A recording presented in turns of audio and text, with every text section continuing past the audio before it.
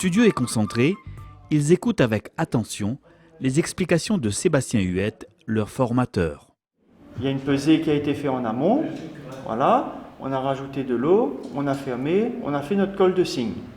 Si on éclate ça en étapes successives, comment est-ce qu'on peut mettre ça dans l'ordre? De la théorie à la pratique, ces agriculteurs sont venus apprendre comment produire et cultiver des champignons. Une formation à la myciculture qui est aussi une première, organisée et mise en place par les responsables de la FDSEA. Ils avaient l'envie de continuer à diversifier nos exploitations et aussi proposer une nouvelle source de revenus pour ces agriculteurs. Donc c'est pour ça qu'on a mis en place la formation champignons qui se fait en plusieurs étapes. Donc il y a une initiation qui permet à l'exploitant de savoir si ce type de production lui plaît ou pas. Ensuite, il y a un perfectionnement pour maîtriser le support, l'insémination du banneau, etc. Et ensuite, il y aura aussi des formations sur le type de champignons que la personne veut produire.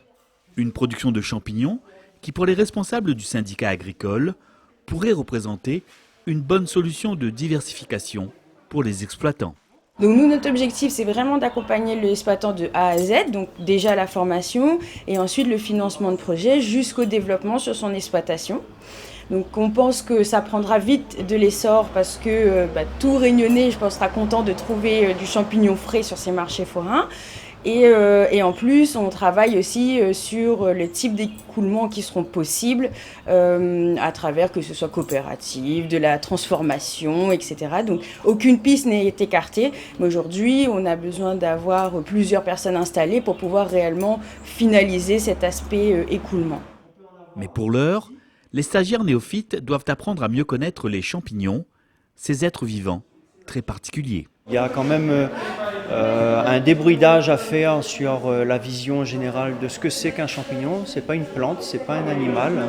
C'est un cryptogame qui évolue à part entière en suivant son mode de pousse qui est parallèle aux variétés qu'on cultive. Donc pas toutes les variétés poussent de la même façon. On a les champignons de couche, on a les champignons qui vont pousser sur bois, sur autres substrats. Certains sont même liquides et on peut même en créer des boissons avec. Et pour ce faire, oui, il est nécessaire d'apprendre tout un process qui va mener à la fructification de ce champignon et enfin nous permettre de le vendre, le commercialiser sous toutes les formes possibles. Grâce à cette formation, Rico Nouri, gérant d'un centre équestre, compte bien diversifier sa production agricole. Disons, depuis 2 ans, avant, avec les ventes de paniers, moi, j'ai fait mon bon légumes, mon bon fruits, mon bon fumier de cheval, tout ce que moi, je vends. Je trouve que c'est intéressant d'avoir une autre chose en plus pour faire, parce que les gens, de plus en plus, ils reviennent comme nous de temps en temps, ils achètent des affaires directement complets, avec même dans le temps. Voilà, au moins, l'été gagne un affaire complet. Donc, pour moi, on essaie de relancer un petit peu, déjà pour moi, avoir une affaire que vous connaissez plus ou moins, les seins, pour moi manger déjà, pour mon bon camarade. Voilà, c'est un peu ça. Vous avez intention de poursuivre dans la production de champignons? En tout cas, personnellement, pour la famille, les amis autour, oui, c'est sûr. Et si c'est agréable à faire, éventuellement un petit peu plus, élargir le cercle, oui.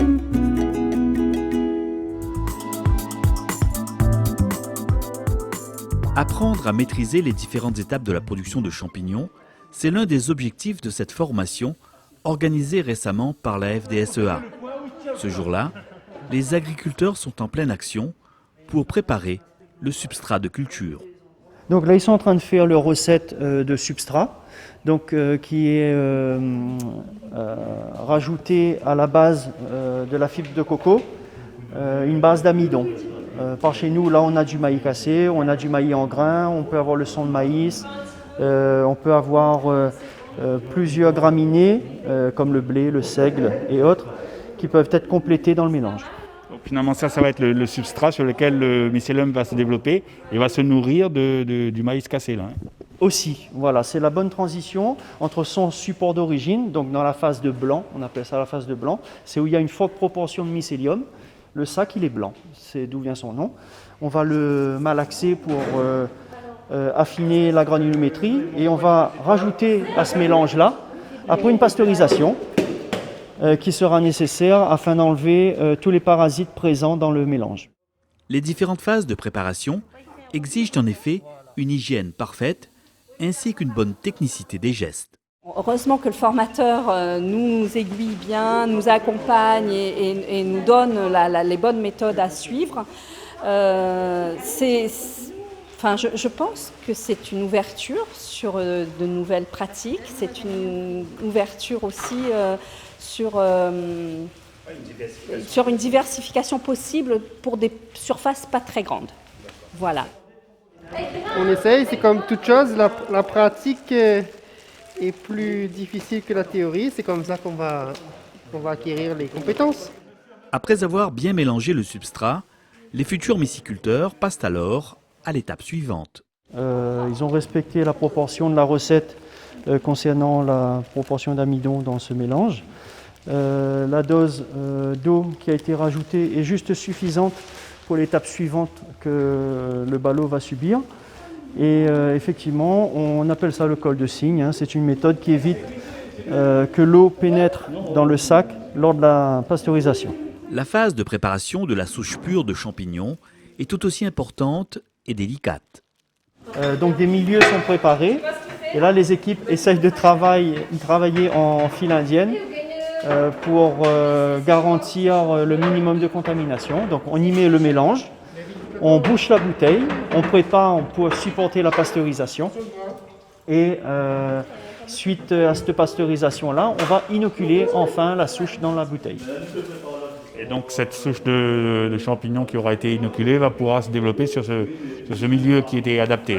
Oui, tout à fait. Le mélange a été vu en ce sens pour permettre au mycélium, qui est sa souche, de prospérer convenablement. Et on verra les premiers effets sous 3 jours. Pour l'instant, il faut apprendre à maîtriser la production. Exactement, c'est le côté le plus complexe, on va dire. Et après, on va voir en pratique à la maison quoi on pourrait faire pour améliorer ça. Et voilà.